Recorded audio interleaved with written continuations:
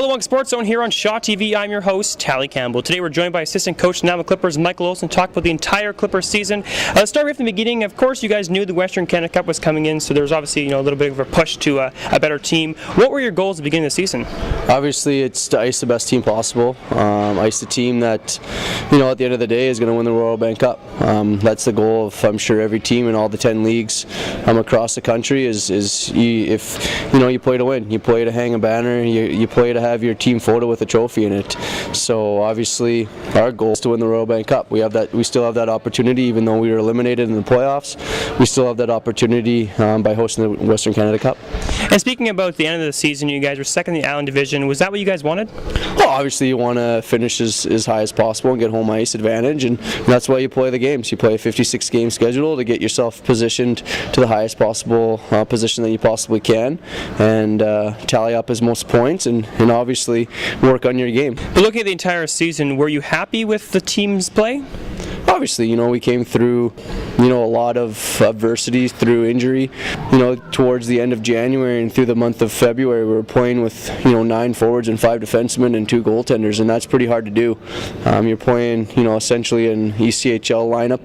The kids are, playing more of a rigorous schedule. I really commend our team and our players, getting second place, winning over 30 hockey games this year with everything that we've been through, with, some broken bones along the way. Looking at the trade deadline, you guys acquired some pretty big names, Brock Maschmeyer in return for Kevin Miller, rookie, and future considerations. Can you explain what a future consideration is? It can be, anything that sometimes it's players, sometimes it's monetary standpoint, but it's between the two teams. And speaking about the players you got in, Aaron Hadley, Brock Maschmeyer, the players who are leaving due to age, were you guys looking for players for this season for that Western Canada Cup? Try and win that. What were you looking for? Because I know you traded off Kevin Miller, a rookie. Obviously, you got to make the according moves. You got to make moves to, make your team better and give yourself the best opportunity to win. Sometimes it comes at the price of quality kids and quality players that you've brought into your program. But at the end of the day, we're here to win. We're here to, provide a great environment for young men to come and play and succeed in and have a good time at. And Kevin's a great kid. We wish him all the best, and at the end of the day, he was part of that piece. He was a part of a piece that helped us get kind of another piece. I don't want it to sound like it's like a meat market or whatever, but we're in the market to win. And that's the business that we're in. And so the BCHL playoffs first round, of course, was best of 5 series. What do you think about that? It's tough. Obviously, it's what was put in place by the league and the governors, and that's the way you got to play it. You can't really complain or have hard feelings about it. Alberni had to play a best of 5.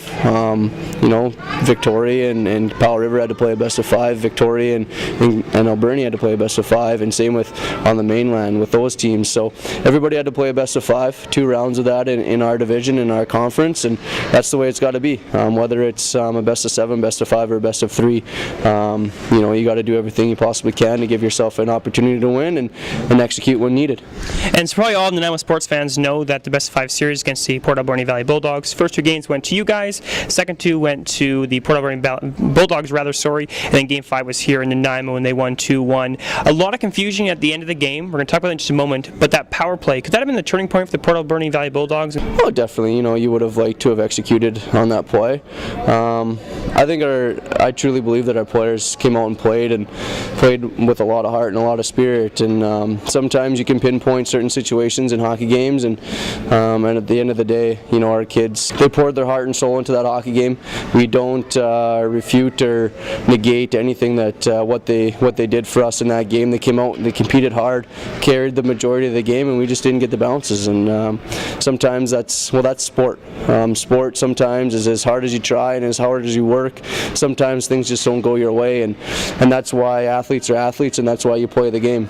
And that's the fun part about playing is it is a 50-50 50-50, margin. Once you drop the puck, you can throw all statistics out the window, all records out the window, and it just comes down to essentially whoever makes more plays than the other team. And on that night, Alberni just made one more play than we did.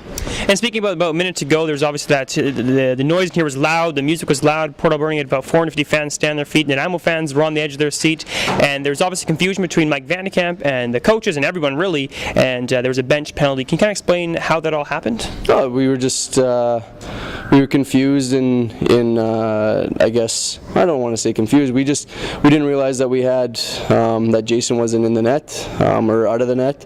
We thought he was, and we didn't know why the official was, calling us that we had too many men on the ice, and we were, well, no, we don't. And at the same time, from where our angle was too, it was just a lot of confusion. I guess lack of communication, I guess, is the best term to use in that situation. But that's the way it played out. And of course, the Western Canada Cup coming here to Nanaimo on April 26th. You, of course, as a player before, what do you think it makes? What are these guys feeling? That they get to be part of this inaugural Western Canada Cup. It's going to be a unique experience. It's essentially, in our opinion, it's basically kind of another Royal Bank Cup. We truly believe out in the West that the 4 best branches in the Canadian Junior Hockey League come from the West, with Manitoba, Saskatchewan, Alberta, and BC. We feel that we're the premier leagues of our nation at the junior A level, and so we want to be able to send the best 2 teams, whether they be 2 BC teams or an Alberta team and a BC team and that kind of thing. We want to be able to send the 2 best teams to the Royal Bank Cup, and it's going to be really good quality hockey. You're getting 4 championship hockey clubs and a really good Nanaimo Clipper club that is built to build to win a championship, and we truly believe that. So you're going to get quality hockey from championship teams, and it's probably going to be some of the best hockey that Nanaimo fans have seen in a long time and within the 40-year history. And Mike Vandekamp was saying the guys would get some time off before the Western Canada Cup. Is there any set date when they'll return to the ice? We were looking at back in April to get back and get back going, and a little bit of time off here, which is always good. It gets a little bit of a refresher. Guys can kind of take their foot off the pedal a little bit, refocus, and get over our loss and come back refreshed and refocused and ready to go and put what's happened I guess in the first round behind them and come back with a real positive attitude and real focused in on doing and getting winning the inaugural tournament. So that's it's a huge step. It's a huge focus for our staff and for our players to come back refreshed, refocused, and energized, ready to go. And so Jason Argue is fantastic throughout the round 1 of the Port Alberni Valley Bulldogs. Has he given himself a case to be the #1 goaltender in the Western Canada Cup? Well, the tournament's a weird thing where we want to try and play everybody. It's one of those things where Derek's been terrific for us since we acquired him as well. So we got 2, I would say, #1 goaltenders. We got 2 guys that are willing and able to take the load. I don't foresee us rolling with just one guy. I see us probably sharing the weight like we did pretty much the entire season once we acquired Derek. So Jason was tremendous for us, and so was Derek, and we'll see what happens come April 27th. And unfortunately, being out of the playoffs, but is there an advantage to this, being able to practice, or also is there a disadvantage to your team not being able to practice and teams coming in just won their league championships? I think for one point it is an advantage for us because we know the venue. We know the ins and outs of the arena. We know the situation that we're in. We know the climate. We understand the quirks of the arena and all those type of things. We're going to be fresh. We're not going to be, we're not going to be coming in with guys, with injuries and bumps and bruises along the way that you would acquire through a playoff run. I know that when we made it all the way to the Royal Bank Cup, we were a pretty ragged and tired bunch, and so with us, we're able to kind of refresh, refocus, and come back and let guys heal up that have played with injuries and bumps and bruises, for the majority of the season and get those healed up. And so to one point, yes, I think it is an advantage for us, and we're looking forward to it. And speaking about bodies being healed, will Aaron Hadley return? Will Mike McNicholas be at 100%?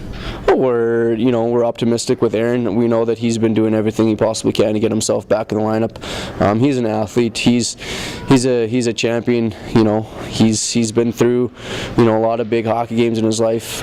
So he's doing everything he possibly can to get him healthy and healed and focused and ready to go and get himself back on the ice and skating and being a part of our hockey club.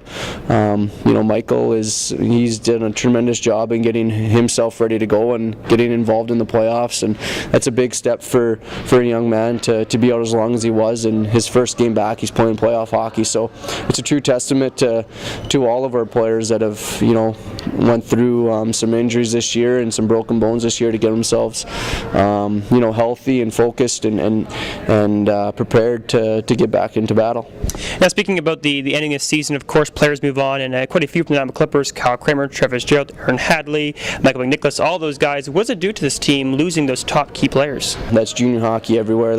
It's a forever cycle of at least 6 guys probably leaving your hockey club every single year. It's the opportunity for the younger players to take the next step and jump into those roles that are vacated. Obviously, every coach is going to tell you it's going to be hard to replace players that are leaving your program because they've been with you for 1 or 2 or half a season or whatever, and you really enjoy their personality, you enjoy them as a person, and obviously them as a player. So it's always tough to see those guys go. It's always exciting for them to go because they're going on to bigger and better things than junior A hockey. They get another outlook on life, and it's always tough to see those guys go, but it's always exciting to see them progress and follow them through their hockey journey and their hockey life, and then then it's up to the younger players that get experience by playing a couple years under their belt, and it's they get to be in those positions and roles and find themselves with greater responsibility within the team, both on and off the ice. So it's an exciting time. And you're always adding more players to the team. Sheldon Ore, Garrett Dunlop knows. Let's speak about Garrett Dunlop, though, a Nanaimo Buccaneer. Fast, small guy. What's he going to add to your team? He's tenacious. He's a tenacious player. He plays with no fear. Obviously, has a great ability to score goals. He's done very well for the Buccaneers this year and progressing and becoming a player. It's a big step to go from playing major midget and playing junior hockey. You take off the full cage and you throw on the half visor, and you're playing against older players, and you're playing against stronger players and more mature players, and you live a different little bit of a lifestyle. You're playing more games and you're practicing more at the junior level. So we're really happy with the way Garrett progressed this year. Obviously, we've committed a spot to him, and we're really excited to have another Nanaimo product within the organization and contributing. We're looking forward to Garrett coming in and contribute it and be a good player for us. He played numerous affiliate games with us this year and contributed and played very well for us, and that just made us even more excited about the type of player and person we were bringing into the fold. And he got into 2 games with us for the playoffs, and we weren't hesitant by throwing him in there and playing him on a regular shift, and because we know the type of player he is, we're excited about him, and we're looking forward to having him full time. And lastly, Coach, a lot of people want to know, what is the future of Michael Olson? Is there potentially a head coach job one day for you? What's your future look like? It's always one of those things where you always you want to proceed and you want to progress, and you just kind of take it how things come.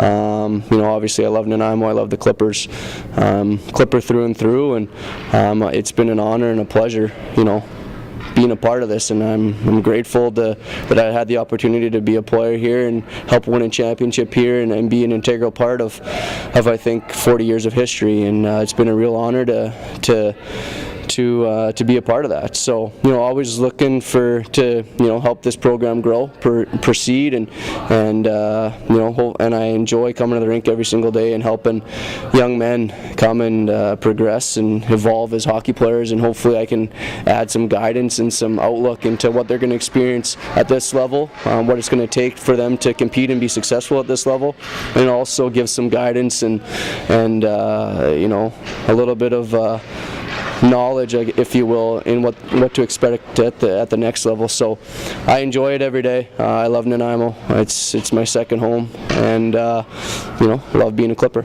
Great, thank you. That's the assistant coach of Nanaimo Clippers, Michael Olson. For the Sports Zone, I'm Tali Campbell.